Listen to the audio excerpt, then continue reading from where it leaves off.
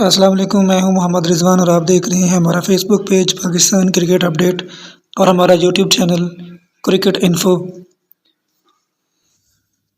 پی C B نے Quetta gladiator کے کھلاڑی جیمز فاکنر کے سوشل میڈیا پر بیان کو مسترد کرتے ہوئے انہیں آئندہ پی ایس ایل کے کسی بھی سیزن میں حصہ نہ بنانے کا اعلان کر دیا اور مزید کہا کہ غیر ملکی کھلاڑیوں کو 70% رقم ادا کی جا چکی ہے، جبکہ باقیہ 30% ایونٹس کے بعد ادا کی جائے گی۔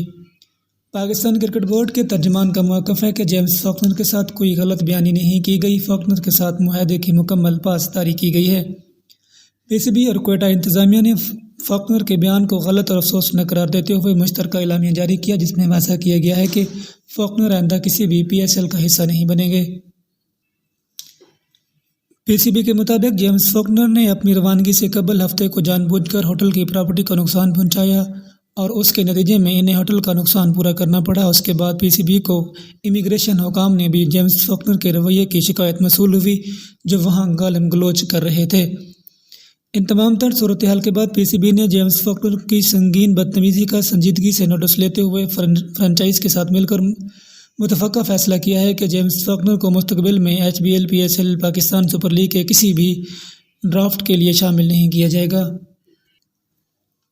سماجی رابطے کی سائٹ پر آسٹریلوی پیسر نے اپنا موقف اختیار کیا ہے کہ میں پاکستان کرکٹ فین سے پی ایس ایل سے دستبردار ہونے پر معذرت خواہ ہوں، اگلے 2 میچز میں شرکت نہ کر سکوں گا۔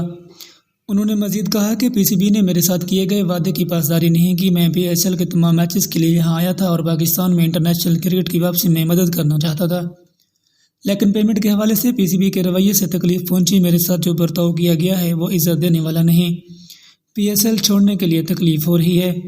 انہوں نے مزید کہا کہ پاکستان میں بہترین نوجوان ٹیلنٹ موجود ہے اور کرکٹ فین شاندار ہیں۔ مجھے یقین ہے کہ آپ میری سب پوزیشن کو سمجھیں گے۔ تاہم پاکستان کرکٹ بورڈ نے جیمز فاکنر کے تمام تر الزامات کو مسترد کرتے ہوئے یہ من گھڑت اور پی ایس ایل کو بدنام کرنے کی سازش قرار دیا۔ مزید انفارمیشن کی ویڈیوز حاصل کرنے کے لیے ہمارا YouTube channel Pakistan cricket update اور ہمارا فیس بک پیج پاکستان کرکٹ کو سبسکرائب کریں۔ شکریہ، اللہ حافظ۔